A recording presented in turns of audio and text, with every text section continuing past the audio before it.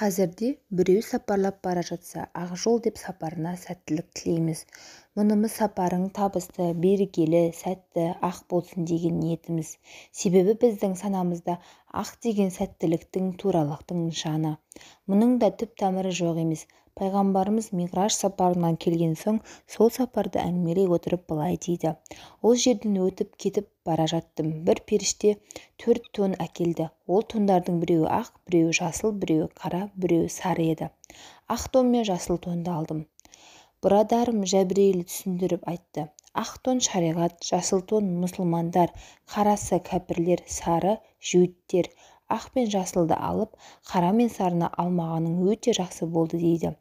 Ақ түс сол ішінде біздерге ерекше, бірақ ақ жол деген сөз бен ырымның шығу тегі бір болғанымен мақсаттарында айырмашылық бар. Ақ жол емдік бағытта қолданылған амал, кейін ырымға айналған.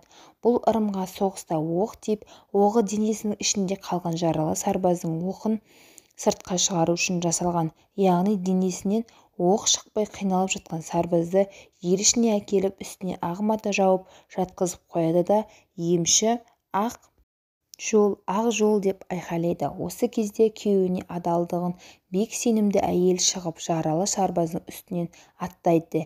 Егер расымен күйеуіне адал болған болса, сарбаздың денесіндегі оқ өзінен өзі сыртқа шыпшып шығады екен.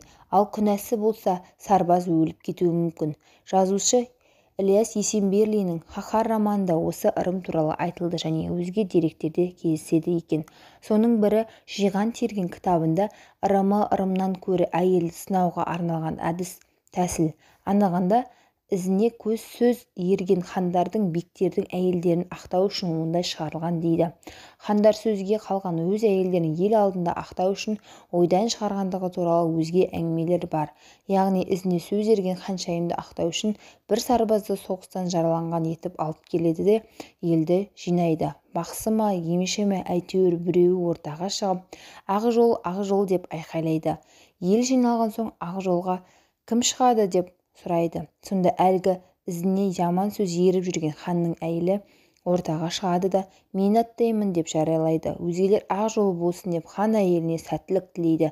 Сөйтеді де ақ мата жабылып жаралы болып жатқан сарбаздың үстінен аттап өтеді. Сол кезде сарбаз күміс легенге садақ оғының басын білдірмей тастап жібереді.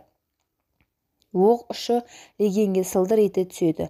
Бұл алдын ала келісім бойынша өтіп жатқан шараның шарты бойынша емші оқтың ұшы легенге түскен бойда сүйінші ағайын, Алла ақ жолды көрсетті, ханшайым адалдығын дәлелдеді деп жар салады.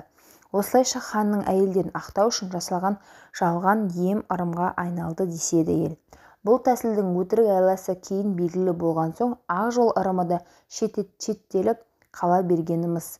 Қазіргі айтылып жүрген ақ жол тілегі бұл ырымға қатысы болуы да болмауы да екі талай. Алайда тілек пен ырым екі басқа жүк көтеріп тұрғаны белгілі екен.